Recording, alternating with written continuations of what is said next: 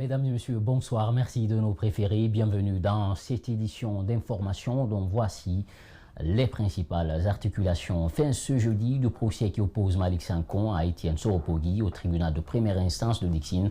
L'ancien commissaire à la CENI, commission électorale nationale indépendante, a été condamné au paiement de 2 millions de francs guinéens comme amende.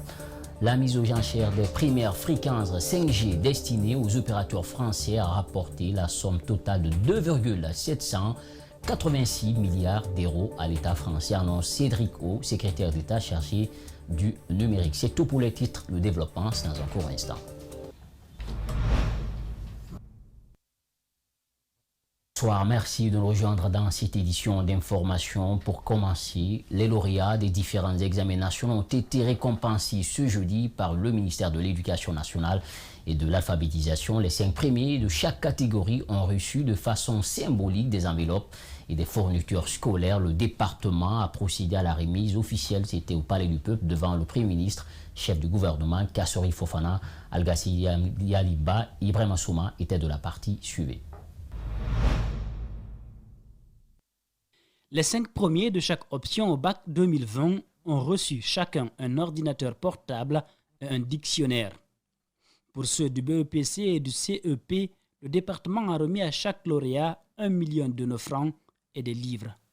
Certains ont reçu leurs cadeaux des mains du Premier ministre. À ceux qui, de nos enfants, viennent d'être reconnus, dont l'excellence vient d'être reconnue, permettez-moi de leur redire toutes nos félicitations et dire à leurs parents bravo. Le chef du département a félicité les lauréats ainsi que leurs familles respectives. Mes chers lauréats, les nuits ont été longues, les contraintes nombreuses, mais vous êtes là. C'est donc possible. Vous l'avez rêvé. Vous l'avez voulu, vous l'avez fait. Merci à vos parents pour avoir assuré vos surveillances de devoirs à la maison. Trouvez les mots justes pour vous motiver et les moyens pour vous entretenir. Chers parents des lauréats de Guinée, merci. Ce jeune bachelier est le 4e de la République en sciences mathématiques. Tout heureux, il encourage ses amis candidats au bac et exprime son envie de devenir architecte. Bon, je suis très heureux, je suis très fier de moi. Moi et ma famille, nous sommes tellement contents en un mot. Si l'État entendait ma voix, j'aimerais faire l'architecture. Parce que je vois que dans notre pays derrière est en chantier. Une cérémonie de remise aux allures de campagne électorale. Fin ce jeudi du procès qui oppose Malick Sankon à Etienne Soropogui au tribunal de première instance de Dixine. L'ancien commissaire à la commission électorale nationale indépendante a été condamné au paiement de 2 millions de francs guinéens comme amende pour des faits de diffamation par voie de presse. Reportage donc signé Yenebamba Koulibaly et Amara Alex Silla. Dans cette affaire, Malick Sankon poursuit Etienne Soropogui pour diffamation par voie de presse. Le président du mouvement Nos Valeurs Communes accuse le directeur général de la Caisse nationale de sécurité sociale d'être l'auteur de l'incendie de 9 véhicules survenus au mois de janvier dernier. À l'issue des débats, le juge a reconnu Etienne Soropogui coupable des faits qui lui sont reprochés. M. Etienne Soropogui, pour avoir diffamé M. Malick Sankon, en portant atteinte à son honneur et à sa considération, vient d'être condamné à la peine de 2 millions d'amende pour des faits de diffamation par voie de presse. Et en même temps, il a été condamné parce que M. Malick Sankon, lui, tout ce qu'il recherchait, c'était comment il pouvait voir son honneur rétabli dans cette affaire. Maître Silla, avocat du patron de la Caisse nationale de sécurité sociale, se réjouit de cette décision rendue par la justice. Nous devons tous être satisfaits de cette décision de justice, tout le monde, parce que cette décision de justice sonne comme la fin du règne de l'impunité. Et désormais, tout le monde doit faire en sorte qu'en parlant dans la presse, qu'en parlant partout où l'on est, que l'on puisse faire en sorte que les discours soient disciplinés, policés. C'est à ce prix qu'on peut construire l'état du droit. A signaler que ni Etienne Soropogui ni son avocat n'étaient présents à cette dernière audience.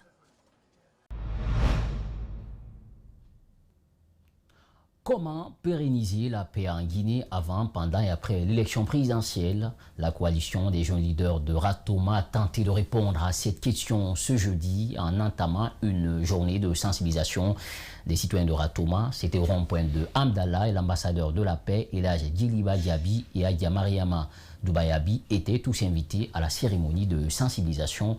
On suit le reportage de Adi Badra Kamara et Yacouba Traoré. Très tôt ce jeudi matin, des jeunes venus de tous les horizons de la commune de Ratoma, tous vêtus en blanc avec un seul objectif, celui de sensibiliser la jeunesse, une couche souvent impactée par des manifestations politiques en Guinée. Et au cours de la cérémonie, Elhadj Djiliba Diaby et sa délégation se sont agenouillés pour inviter les Guinéens à s'unir pour la paix. Je vous en prie, faisons la paix dans notre pays. Je me mets en genou. Je me mets en genou devant la République. Je me mets en genou devant les jeunes. Je me mets en genou devant le pays. Je me mets en genou devant les politiciens. Ils n'ont qu'à savoir que le pays-là, il appartient à tout le monde. Cet acte d'invite d'Elhadj Djiliba Diaby et Adja Mariama Doubayabi ne laisse pas indifférents les forces de maintien d'ordre et de sécurité. Pour ces hommes en tenue, les actes de maintien d'ordre visent à protéger les citoyens et leurs biens. Tout ce que nous faisons, c'est dans le cadre de maintien et de rétablissement d'ordre. Les jeunes de l'AC sont souvent victimes de la manipulation politique qui fragilise le tissu social, affirme la responsable de cette association. Une situation qui occasionne souvent des morts, des blessés et des dégâts matériels lors des manifestations. À ces politiciens, c'est qu'ils arrêtent de manipuler les jeunes. Nous sommes vraiment manipulés ici. Chacun vient dire, les politiciens se basent sur les ethnies. Moi, je suis Peul, j'ai un mari malinké.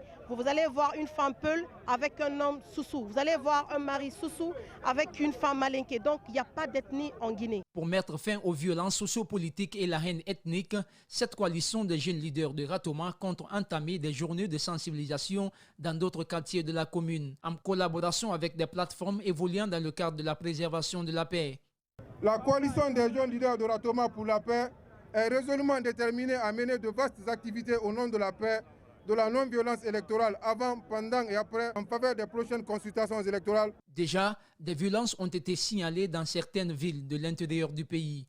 Les organisateurs espèrent que cette fois-ci, l'Arc-de-le-Prince sera épargné de ces troubles pré- et post-électoraux.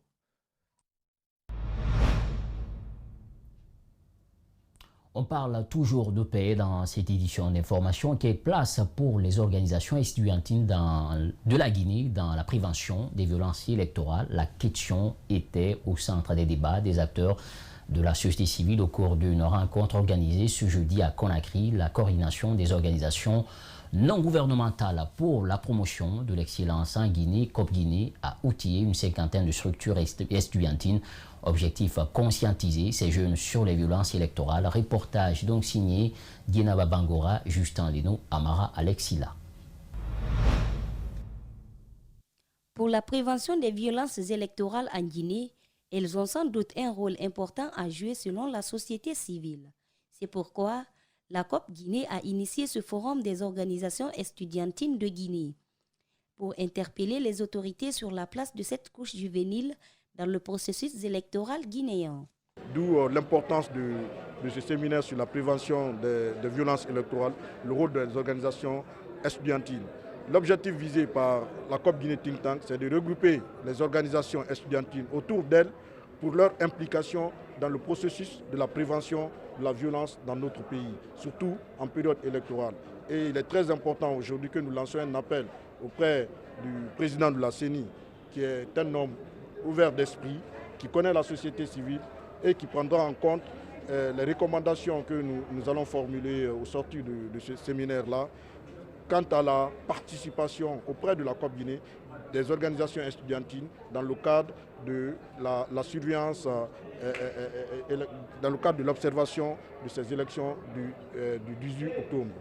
Un forum organisé à la suite d'un constat fait par ces acteurs de la société civile qui a révélé l'exclusion totale des organisations estudiantines dans l'organisation de chaque scrutin en Guinée. Ce sont tous des jeunes, donc c'est eux qui sont les canaux, j'allais dire aussi des vecteurs de transmission en termes de communication, donc qui sont très bien placés pour pouvoir effectivement, au niveau des différentes communautés, prôner l'esprit de paix et prôner aussi l'esprit de démocratie.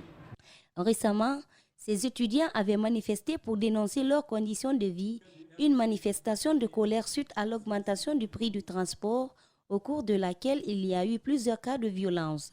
Ce forum vient les conscientiser. En tant que représentant de toutes les universités privées de Guinée, alors nous sommes vraiment satisfaits parce que nous savons que sans les étudiants en Guinée, il n'y a pas d'élection. Si d'après l'enquête menée au fait par la COP Guinée, qu'il y a 53% des étudiants qui sont impliqués dans le processus électoral, je suis bien, vous êtes tous d'accord avec moi que sans ces étudiants, il n'y aura pas d'élection transparente en Guinée.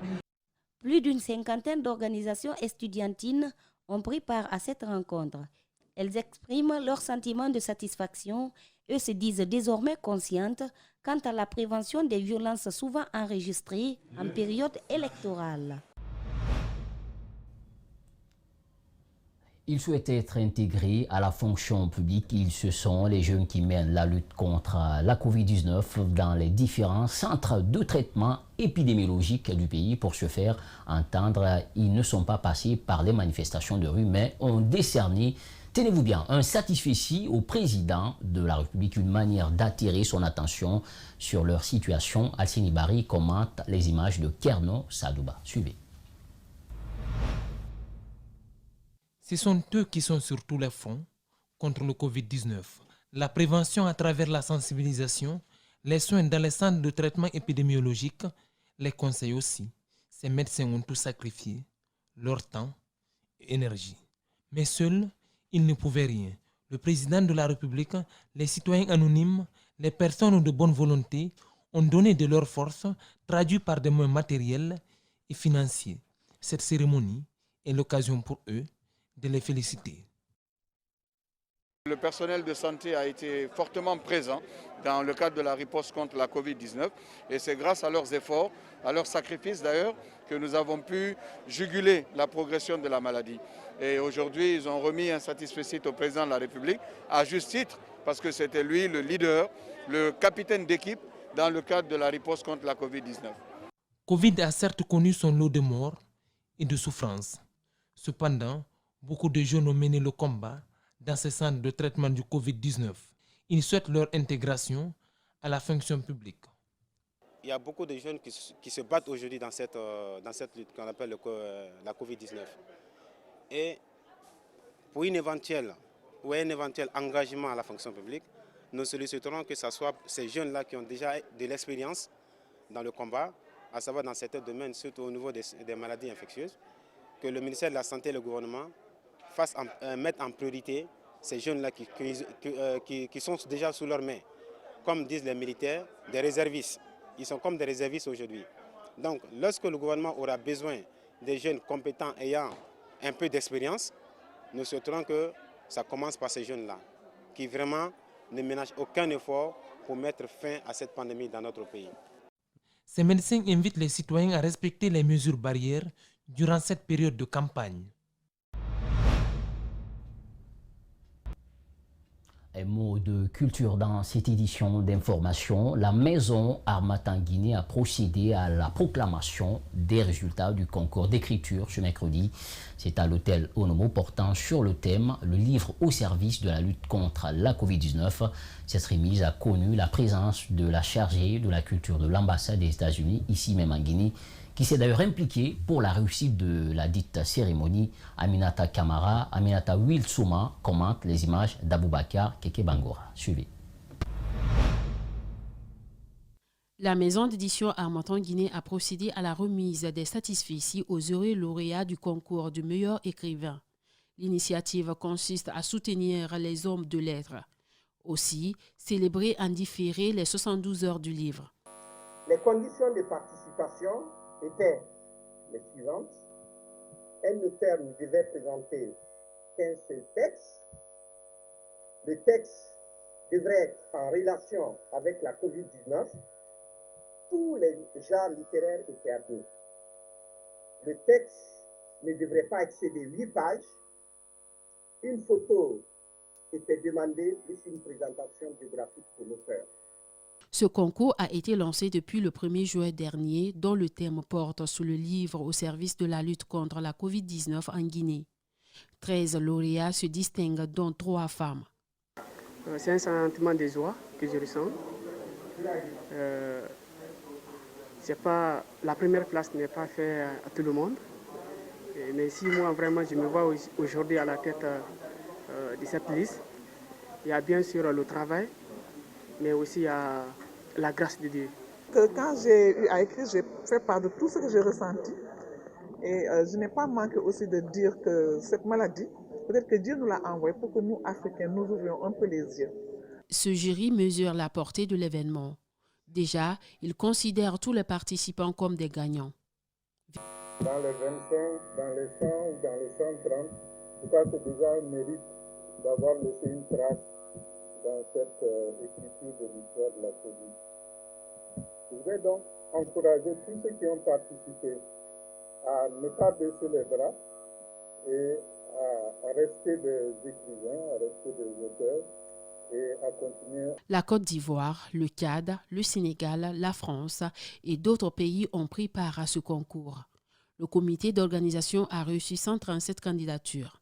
Celles qui ne respectaient pas les conditions de participation ont été éliminées. Sur le plan international, la mise aux enchères des premières fréquences 5G destinées aux opérateurs français a rapporté, tenez-vous bien, la somme totale de 2 milliards 786 € à l'État, annonce Cédric O, secrétaire d'État chargé du numérique. Et c'est Orange qui obtient la plus grande part des blocs en jeu, annonce de son côté Sébastien Sourayano, président du régulateur des télécoms en France. C'est un élément de nos confrères de l'AFP.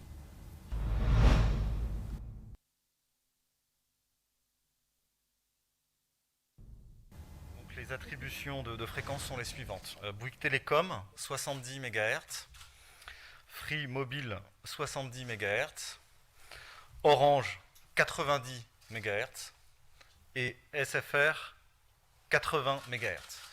Donc il nous reste maintenant à conduire ce qu'on appelle l'enchère de positionnement qui permettra à chacun de positionner cette bande de fréquence à l'intérieur de la bande des 3,5 GHz.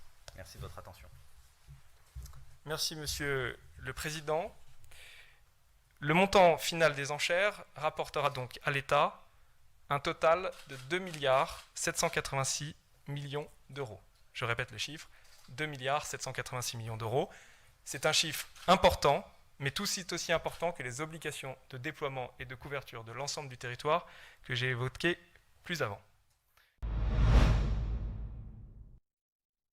Voilà, c'est la fin de cette édition d'information. Merci à toutes et à tous pour l'attention. À la régie, il y avait Nala Sidibé, Kadiatou Tour, on ne l'oublie pas, Lamine Sibé également, Aboubakar Fouté Souma et mon homonyme Diba. Portez-vous bien où que vous soyez, surtout restez avec Espace TV car le meilleur reste à venir. Au revoir.